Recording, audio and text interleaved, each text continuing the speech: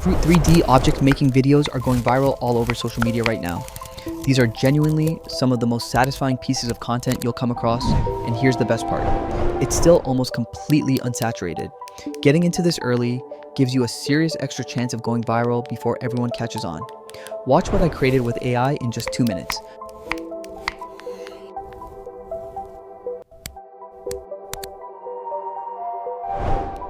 No time wasted. Here is exactly how you can create these for completely free right now. First, head straight to the description below and open the detailed prompt I've written for you. Copy the entire prompt from start to finish. Open ChatGPT and paste it. ChatGPT will generate 10 fruits and object names. Select any of your linking. For example, I will choose one. In instant, it will generate entire prompt. Copy it. Now, open Google Flow, paste the full prompt block directly into the field. Select the video option from the top menu, click Settings, and set your aspect ratio to 9:16 vertical. Choose OmniFlash as your video engine model and set your video duration to 10 seconds.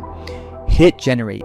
Within just a couple of seconds, your viral Fruit 3D object making video is completely finished and sitting right in front of you, ready to post.